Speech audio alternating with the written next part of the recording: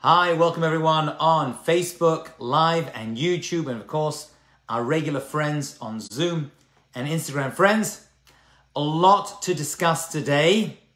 We're going to take a deep dive into relationships, and the topic up for discussion for the next 20-30 minutes is 7 things you should stop doing for a healthy relationship. And that's going to be our topic for today.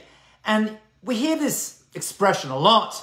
Rabbis use it a lot, and therapists use it, and friends use it. We all want to be in healthy relationships. What do we mean? First of all, we try to figure out how to stay in a healthy relationship. What exactly is a healthy relationship?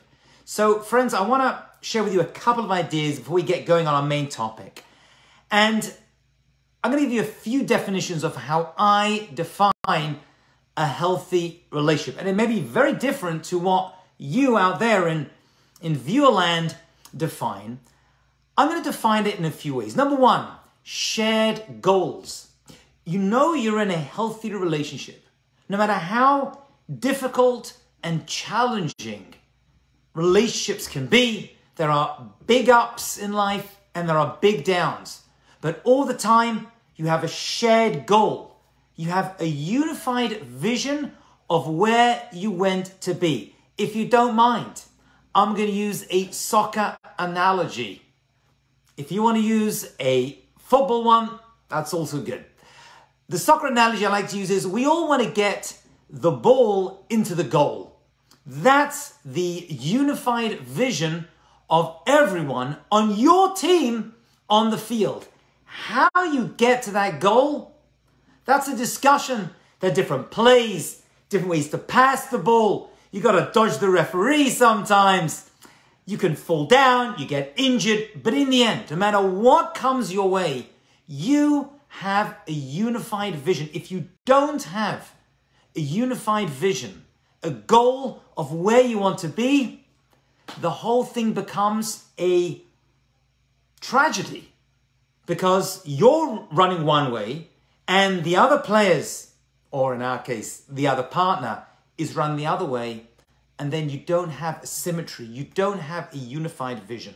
So shared goals and a shared vision of what you want to be for your lives. And every relationship and every family that I've ever counseled or been involved with always have different visions of what they want for each other.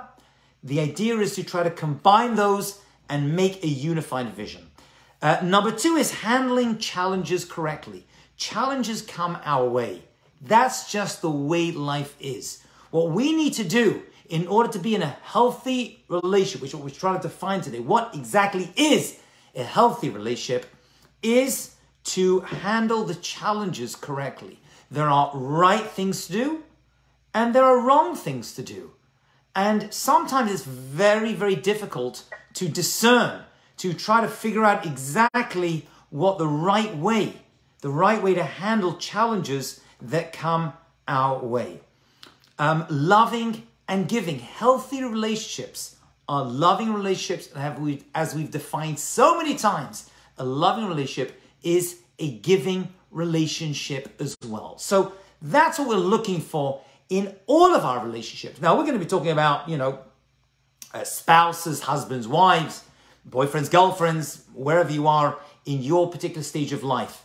And things that I have discovered from my counseling and therapy practice and rabbinical counseling are things that need to stop in order to create that healthy relationship. But once again, what is a healthy relationship? It's shared goals, a shared vision, loving and giving, and handling challenges correctly. There's a lot more to it, but those are definitely the key points that we want to keep in mind. So what are these 7 things? And I do advise you to either write these down or do come back and listen to this. It'll be posted on YouTube, on Facebook, on Instagram, if you want to go through this again. Number 1 I have found is that people avoid conflict. Stop avoiding conflict. People get uncomfortable. It's awkward to bring up things that have affected you, that have upset you, irritated you, angered you. things don't get better if other person is unaware that there's a problem. Many times we think, well, they know that, they know I'm upset. I'm telling you, they don't. You need to articulate it. Sometimes, actually very often, people don't have the tools to communicate the most basic feelings. Why? I don't know. Maybe they were born that way. Maybe they had to deal with family where things were not discussed in the open. Everything was kept hidden and undisclosed and not discussed. I'm not too sure. So in that situation, you need a third party. And the third party, whether it's a rabbi or a therapist or some friend who's outside, to be able to be in between and help you communicate, to reframe the conversation. But to avoid a conflict, to just sit there irritated, resentful, as I always say, and I've said it 1,000 times, I've said 1,000 more, hope you don't mind. If nothing changes, nothing changes.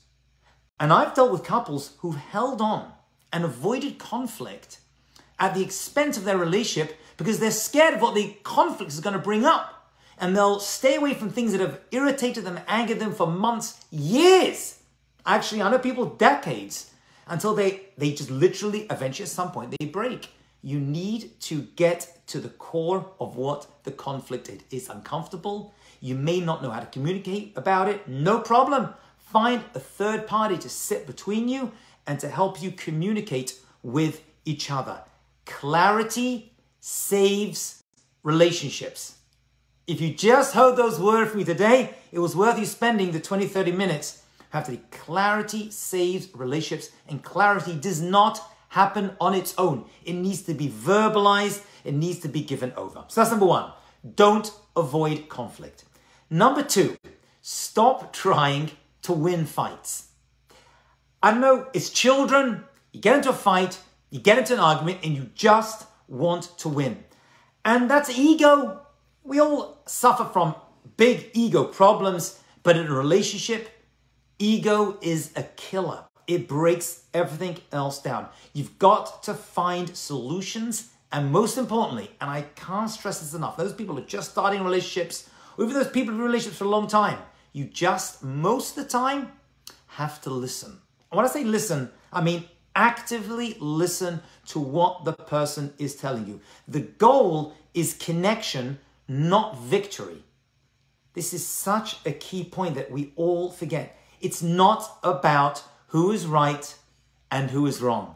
Because we always think we're right and everyone else is wrong. But if we take that attitude into our relationships, we're bound to have major stress and major problems. You don't want to win fights. You want to resolve. And sometimes you're going to have to step back and, as we say, fall on your sword in order to let this thing go.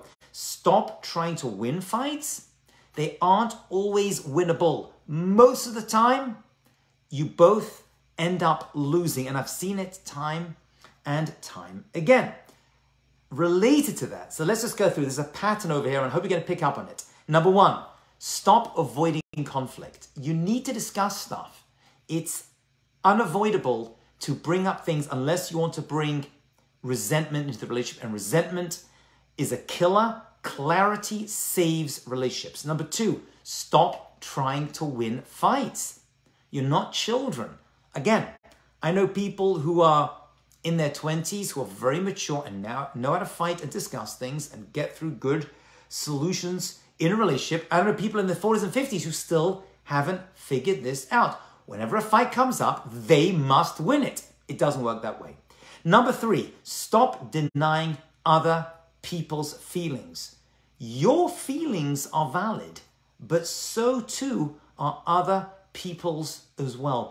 And when we sit down, and I do this a lot, I sit with couples and I always wonder, you know, I have a couch that couples come to meet me and they sit down, and sometimes one will take a couch and one will take a chair nearby. Sometimes they'll sit further away. And as the relationship counseling gets further and further, I notice they start to sit closer and closer and closer.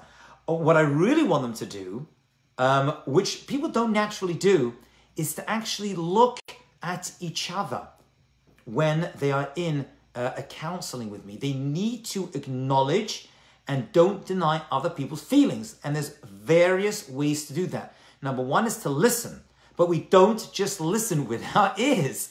We listen with our eyes, we listen with our hands, we listen with our attention, we listen with our face, the expressions we make, the grimace I see people make when they hear an idea can, set people back. It may sound extreme, but it's really, really true. When Adam and Eve were created, the Midrash tells us they were created back to back.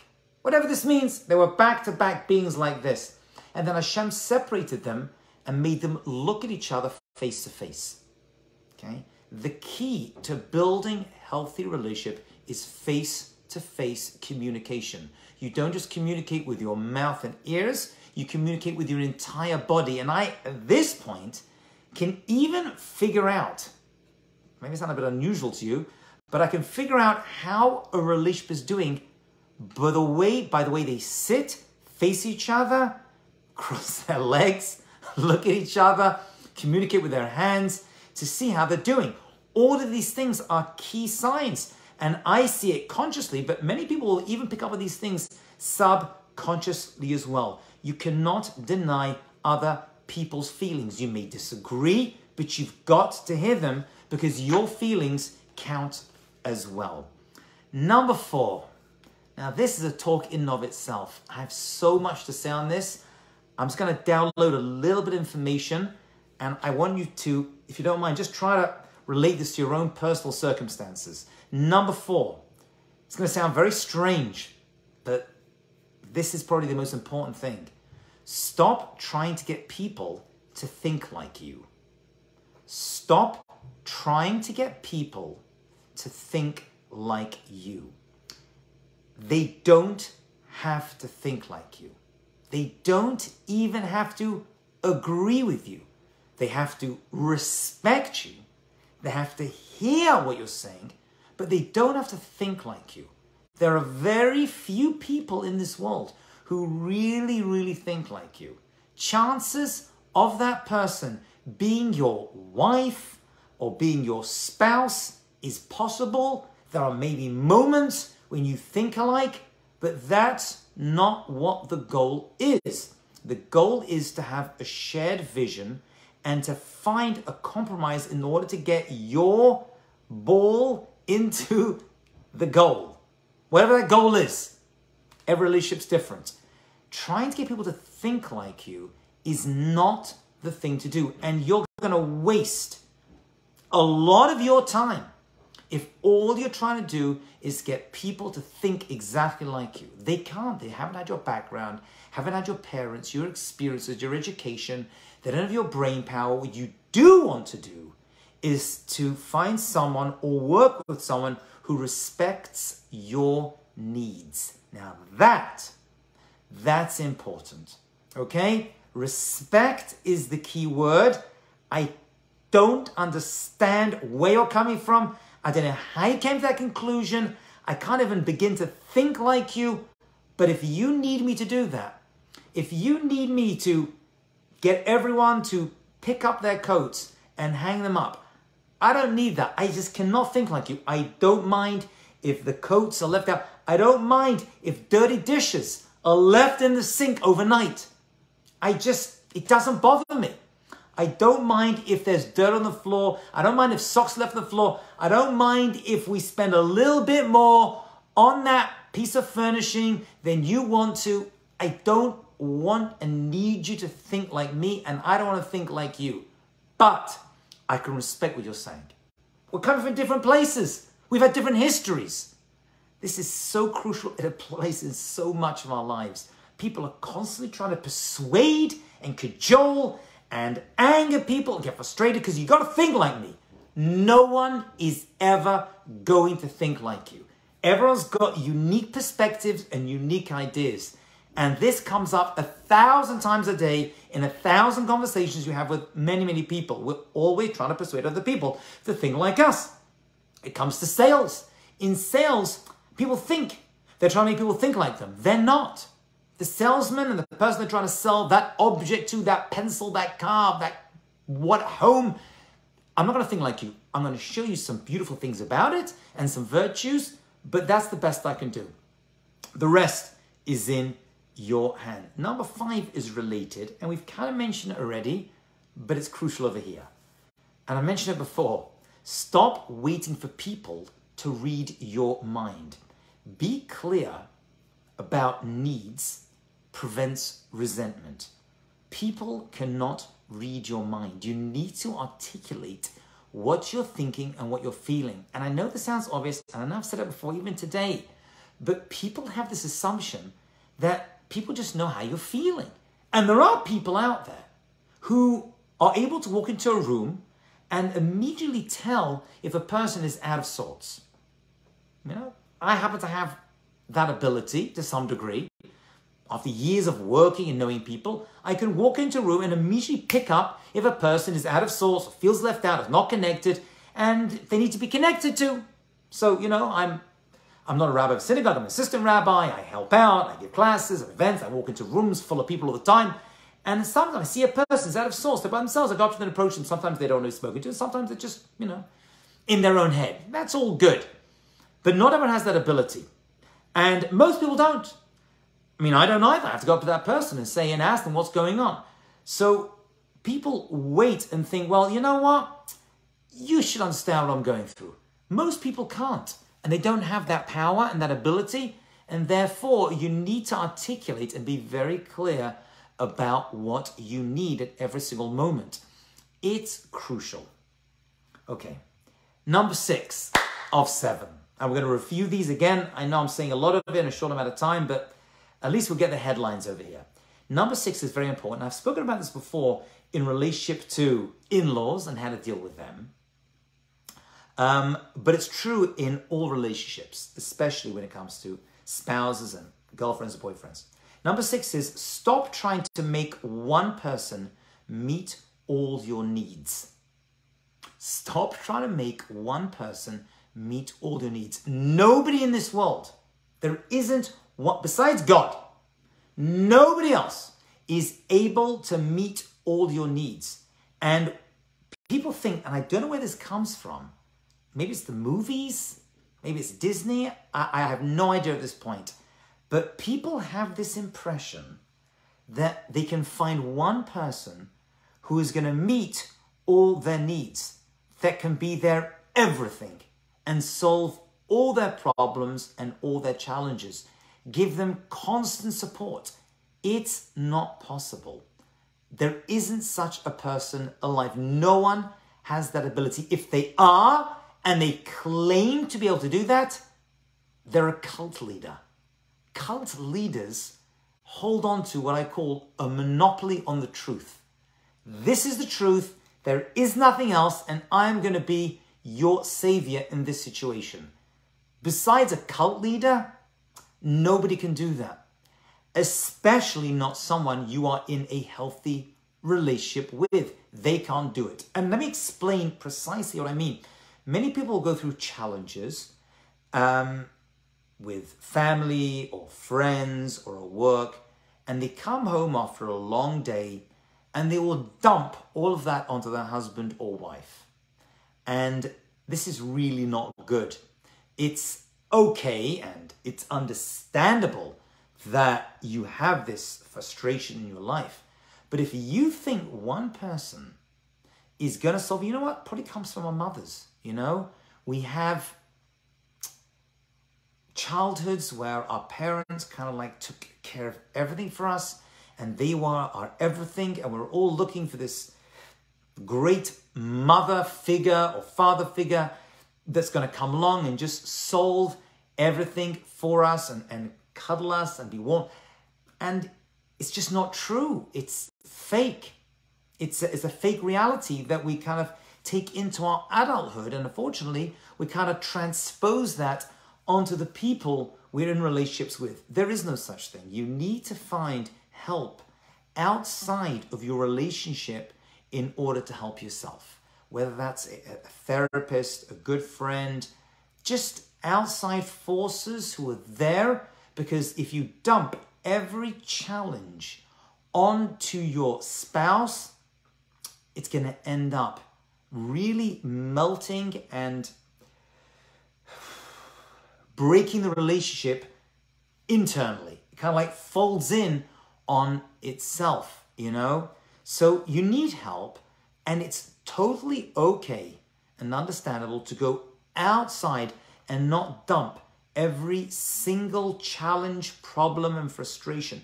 I'm not saying that you can't share irritations and problems with your spouse, but your spouse is not there to fix you. That's not their job, right? If we use the soccer analogy again, if you get injured on the field, the other player can't fix your leg. That's not their expertise, right? You're gonna have to get the guys on the side of the pitch to come on with a stretcher and schlep you off, right? It's true when it comes to physical problems, but it's also true when it comes to emotional problems as well. Your spouse is not going to be able to meet all of your needs, no matter how much you want them to. Number 7, and we'll finish this one. Stop demanding people respect your boundaries when you don't respect theirs. Now, boundaries is another topic in and of itself. And when it comes to families, extended families, siblings, in-laws, brother-in-laws, sister-in-laws, there's this, what we call in the field, enmeshment. Everyone kind of gets involved in everyone else. And there's a lack of boundaries. And boundaries mean I go up to a certain point and I stop, and then there's you, right? I'm not going to come along and encroach and give you every opinion and every thought and tell you exactly what to do. And there are such people out there. I meet them all the time who seem to have the solution to every one of their siblings' problems. You know, you can show respect and support and love and offer of help, but you have to respect boundaries. But if you want people to respect your boundaries, you're going to have to make sure you respect theirs. Because when it comes to boundaries, think of it as a fence between two homes, right? As soon as the fence moves one with the other, someone's getting less, right, of what they... So if I put out more, I'm taking away from someone else. And I pull mine closer, then they're getting more of my territory. There needs to be a boundary. And sometimes that means some things are not discussed.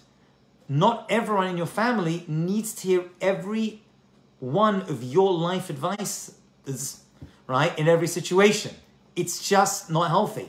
So you can't complain to me, right, therapist, the counselor, whoever, and be like, all these people are not respecting my boundaries, when if you dig a little bit deeper, you'll find that you're not respecting there and you are overstepping your boundaries in a very, very big way.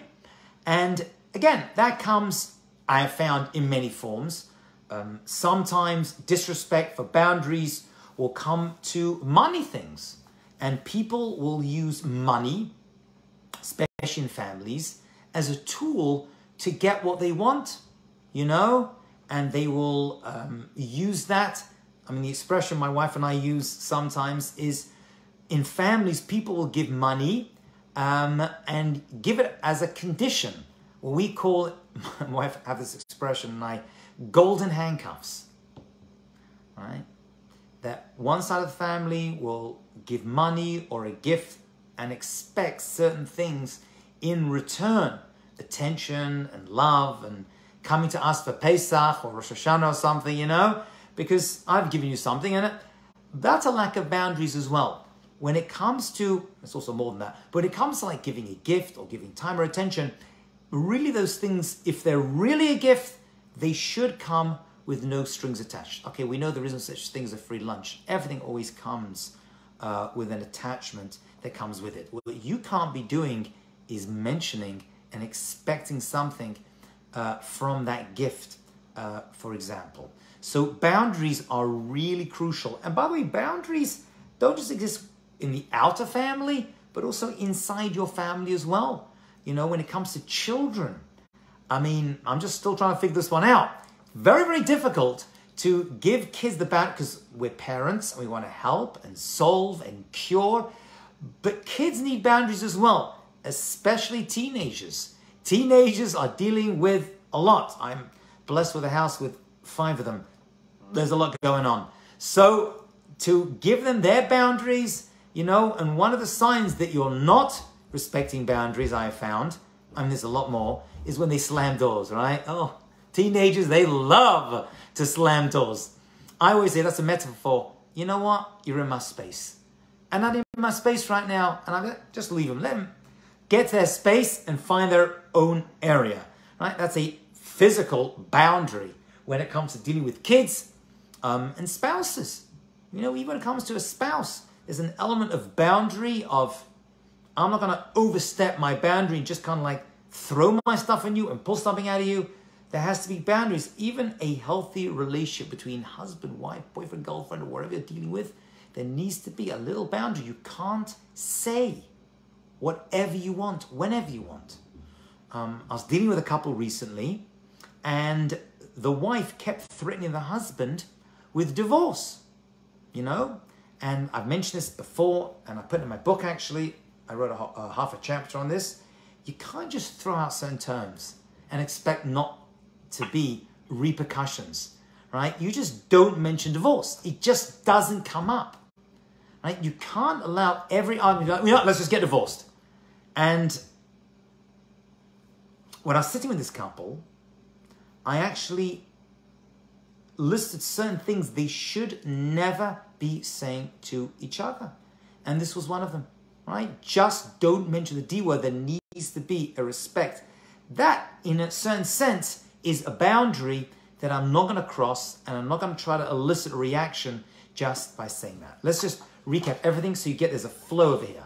So the 7 things to stop healthy relationship. Number 1, stop avoiding conflict. Conflict means there's something that needs to be resolved, and there needs to be clarity, because clarity is going to help solve that relationship. Number 2, stop trying to win fights. The goal is not to win a fight. The goal over here is to find a solution, to listen, to connect. It's not victory. It's not who's right and who's wrong. Number 3, stop denying other people's feelings. People have feelings, and most of the time they're warranted. You may not understand them, you may not appreciate them, but you've got to respect them. Number 4, stop trying to get people to think like you. That's a big one. Very few people are going to think like you. They may agree with you, they may respect you, but they're not going to think like you. So trying to get everyone to think like you already is cultish and unhealthy behavior. Number 5, stop waiting for people to read your mind. Say it. Even if it's so clear to you and so obvious what you're trying to get over to them, they're not going to know. That look on your face is not going to be sufficient. Be clear about your needs, and that will prevent resentment. Number 6, stop trying to make one person meet all your needs. There is no such person. Besides God, no one can do that. And relationship with God is a good thing, but relationship with people is different. People are not gods. And if you try to make the person you're in a relationship with a god, it's going to end up really badly.